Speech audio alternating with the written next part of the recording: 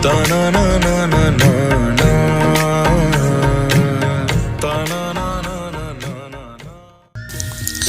सभी दोस्तों को राधे राधे। श्री कुंज बिहारी श्री हरिदास। दोस्तों एक बात तो कह सकते हैं, हमारे श्री बांके बिहारी जी का जो भी भक्त एक बार दर्शन कर ले उसके मन में बार बार दर्शन करने की लालसा बनी ही रहती है। ये किसी चमत्कार से कम नहीं, क्योंकि दर्शन करने तो आप बहुत से मंदिरों में जाते हैं, पर जो प्रेम तुम्हें बिहारी जी करते हैं वो और कोई नहीं कर सकता। ये स्वयं भक्तों का अनुभव रहा है। भक्त फिर संसार में कहीं भी रहता हो, उस भक्त के मन में फिर से दर्शन करने की लालसा हमेशा बनी ही रहती है। और इतना ही नहीं, समय समय पर बांके बिहारी तो अपने भोले भाले भक्तों के साथ लीला भी करते हैं, वार्तालाप भी करते हैं।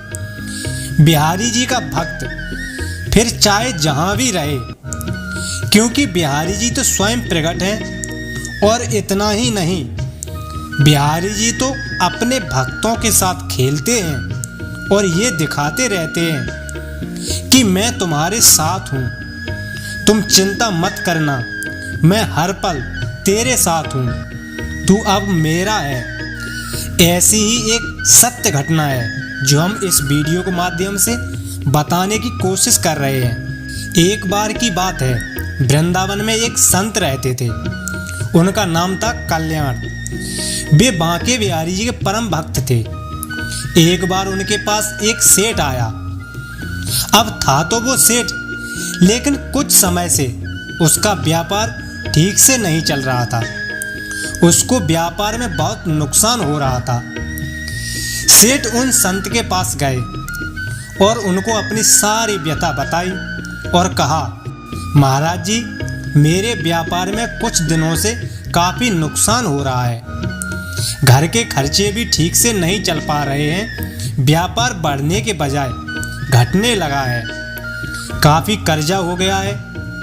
आप कोई उपाय करिए जिससे व्यापार में कुछ सुधार हो सके। संत ने कहा, सेठ जी, अगर मैं ऐसा कोई उपाय जानता तो आपको अवश्य बता देता, लेकिन मैं ऐसी कोई विद्या नहीं जानता जिससे मैं आपके व्यापार को ठीक कर सकूं। ये मेरे बस में नहीं है। हमारा तो एक ही सहारा है, बांके बिहारी जी। हमारा बनाना बिगाड़ना सब यही देखते हैं। व्यापारी ने कहा, ये बिहारी जी मेरा काम कर देंगे क्या? वो सेठ परिचित नहीं था बिहारी जी से शायद, तो इतनी बात हो ही पाई थी। सुबह का समय था, बिहारी जी का मंदिर खुलने का समय हो गया था। वो संत सेठ जी को बिहारी जी के मंदिर में ले आए और अपने हाथ को बिहारी जी की ओर करते हुए सेठ जी को बोले, आपको जो कुछ भी मांगना है, जो कुछ भी कहना है, आप बेझिझक इनसे कह दो, ये सबकी कामनाओं को पूर्ण कर देते हैं। सेठ जी ने बिहारी जी से प्रार्थना की। 2-4 दिन वृंदावन में रुके भी। बिहारी जी की महिमा, उनके चमत्कार के किस्से सुने संत के श्री मुख से तो थोड़ा विश्वास होने लगा था सेठ जी को। बिहारी जी के हर रोज दर्शन करते तो घर जाते समय सेठ जी की आंखों से आंसू आ गए और फिर चले गए।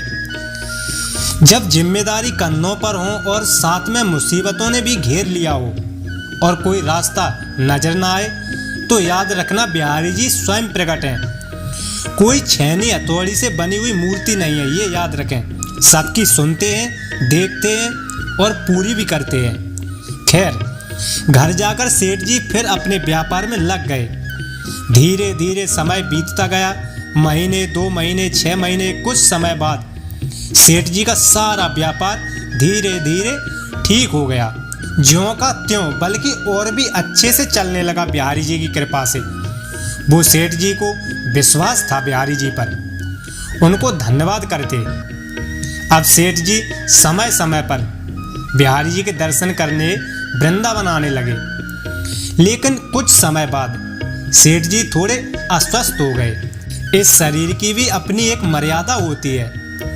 वृंदावन आने की शक्ति भी अब उनके शरीर में नहीं रही। एक बार उसका एक सगा संबंधी वृंदावन की यात्रा पर जा रहा था। इस बात को जानकर सेठ जी को बड़ी प्रसन्नता हुई।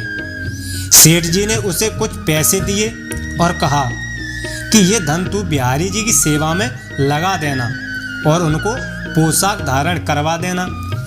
वो भक्त जब वृंदावन आया तो उसने सेठ जी के कहे अनुसार बिहारी जी के लिए सुंदर सी पोशाक बनवाई और उनको भोग भी लगवाया। लेकिन इन सब व्यवस्था में धन थोड़ा ज़्यादा खर्च हो गया। लेकिन उस भक्त ने सोचा, चलो कोई बात नहीं, थोड़ी सेवा बिहारी जी की हमसे भी बन गई।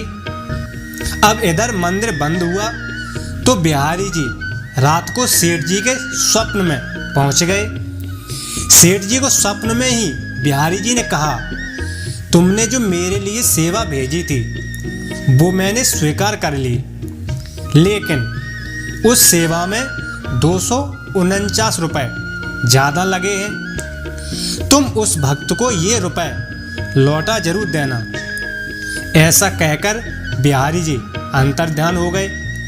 सेठ जी की जब सुबह आंख खुली तो वे बिहारी जी की लीला देखकर आश्चर्यचकित रह गए। सेठ जी जल्दी जल्दी तैयार होकर उसके आने से पहले ही उस भक्त के घर पहुंच गए। थोड़ी ही देर बाद वो भक्त भी वृंदावन से अपने घर पहुंचा।